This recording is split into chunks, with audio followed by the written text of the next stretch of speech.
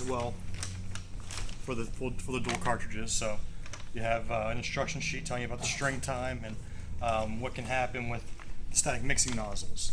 If you're going to be using a partial cartridge, so if you're not using the full cartridge and you're going to be setting it down for a minute, excuse me, you need to make sure you remove the static mixing nozzle. Okay? If you don't remove the static mixing nozzle, it'll foam up inside here and create back pressure, and it'll blow out the material to the back here. Okay?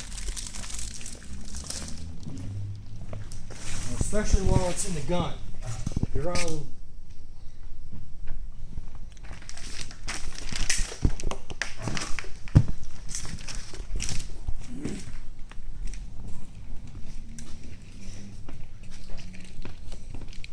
If you are going to use a partial cartridge, do not leave it in the gun. What can end up happening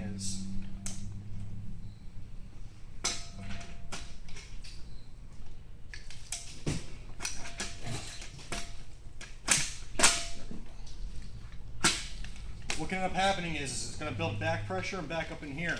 And that's just going to force these plungers all the way back. So never ever put your fingers in here or any other movable parts, especially while there is material in the gun. All right. Yeah. We've had a guy in the Southwest actually who put his fingers in here and lost 3 of his fingers because of that happening.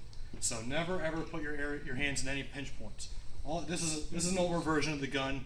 All these new dual cartridge guns will be coming with stickers on it saying, "Do not put fingers here. Do not put fingers here." Okay. And it's also on this product data sheet warning you that if you're going to be leaving that, if you're going to be stopping for more than a minute, that static mixing nozzle needs to be removed. And the same thing goes for the paste car. Anything that's using a static mixing nozzle, if you're going to be stopping for more than a minute, they need to be removed, or you continuously purge them out.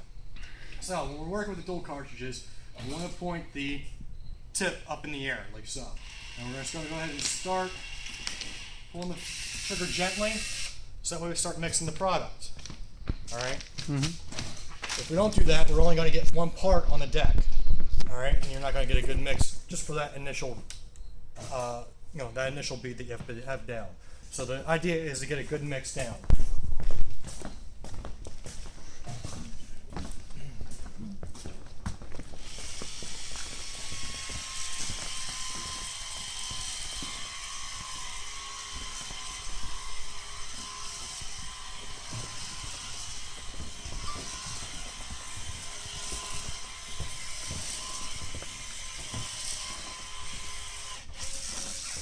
About 6 inches in center, I have about 16 beads per board there.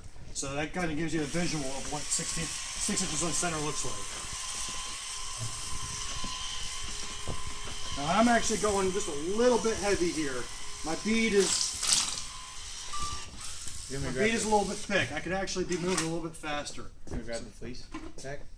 Insulation. Do an insulation attachment at this point.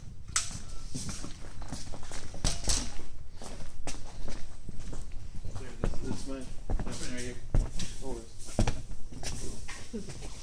Now the key to be successful with dual cartridges is to have one person actually setting these up as you're going. So you would have a team member up on your roof who would just be getting these ready. So approximately at 6 inches in center, you're getting about 300 square feet of coverage. All right, you have 4 cartons per board. So 300 feet divided by 4. What is that? 180. 200 feet.